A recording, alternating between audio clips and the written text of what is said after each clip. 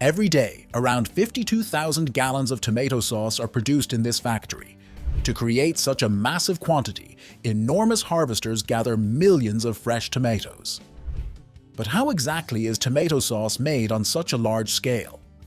In this video, we'll dive into the fascinating process behind the production of one of America's favorite condiments. Did you know that the US consumes nearly 10 billion pounds of tomatoes every year, and a large portion of that goes into making sauces like this? California, known for its ideal warm climate, grows 95% of all tomatoes harvested in the US, producing a special variety of tomato that withstands industrial machinery. Let's explore how these tomatoes are transformed into the delicious sauce we love.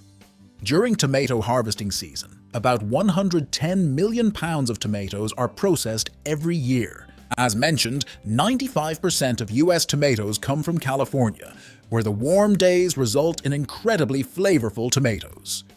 The variety grown has a thick skin and firm texture to ensure that harvesting machinery can gather and sort them without damaging the pulp.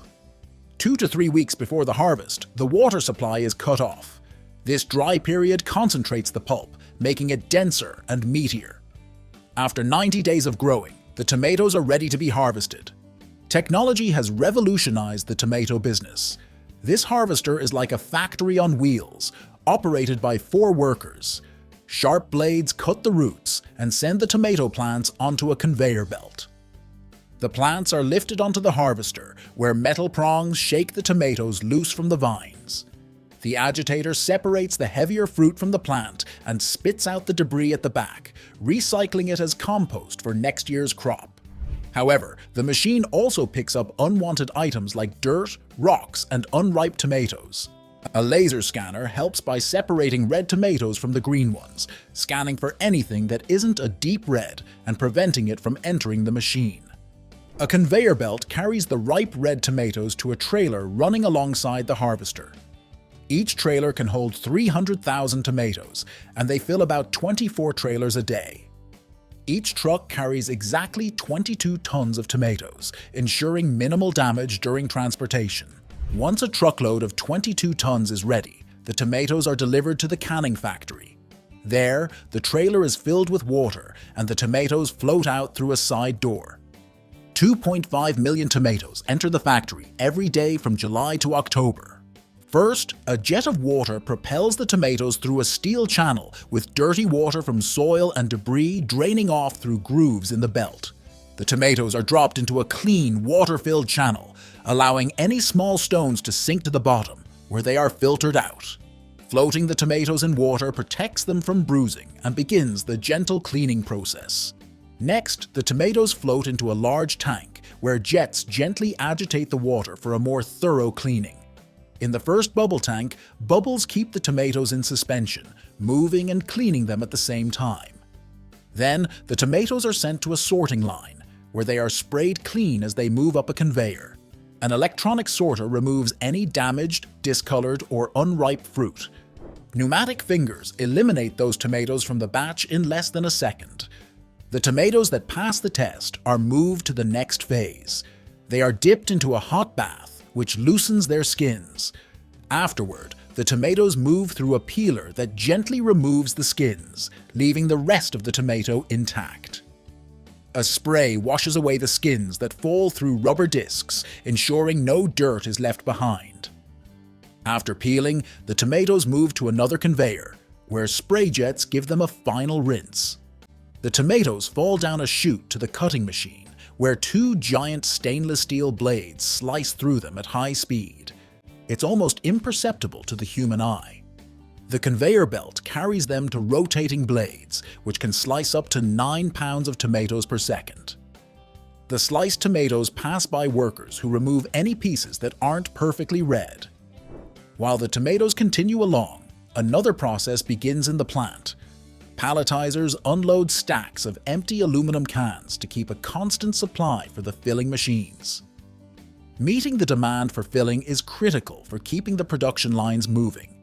When the cans finally reach the fillers, they are turned upside down and sprayed with ionized air to ensure they are clean and empty.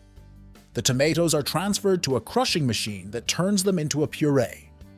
This machine uses special blades to chop and mash the tomatoes into small pieces, making it easier to blend them with other ingredients. Once the tomatoes are crushed, the resulting puree is filtered to remove any leftover seeds or skin. This filtration is done by a machine that passes the tomato puree through a series of filters to remove impurities, producing a smooth and uniform tomato sauce. It's important to remove the seeds and skins, as they can affect the sauce's texture and flavor. The removal of impurities also helps to extend the sauce's shelf life. Once the crushing process is complete, the tomato puree moves to the next step, which is the cooking phase. The puree is placed in large stainless steel vats that are heated with steam and continuously stirred to prevent the tomatoes from burning or sticking to the bottom. Cooking the tomatoes can take several hours.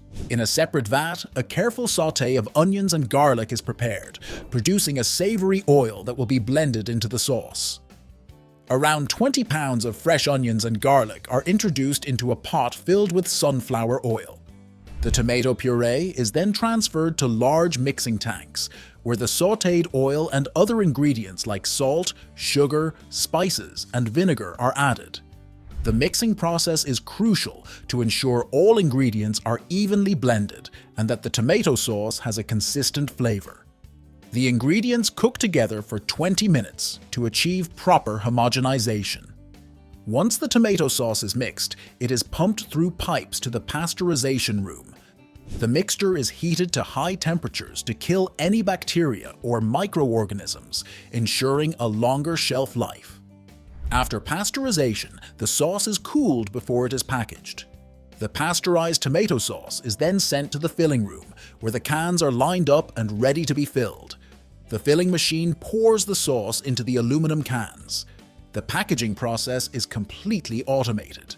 The cans move to the sealing machine, where steam displaces all the air in the can. The sealer places a lid and crimps the edges, forming an airtight seal. This aluminum layer creates a barrier, preventing the sauce from coming into contact with oxygen, which helps the sauce last for 9 months. The cans then go to the labeling machine, where they are laid on their sides. Glue and labels are applied to each can as hundreds pass through the labeler every minute. Once labeled, the cans are boxed and prepared for shipment. If you want to know how milk powder is made, watch the video on your screen, and please like the video if you enjoyed it and share it with someone who might be interested. Also, subscribe to this channel by activating the notifications to continue learning. Thanks for watching.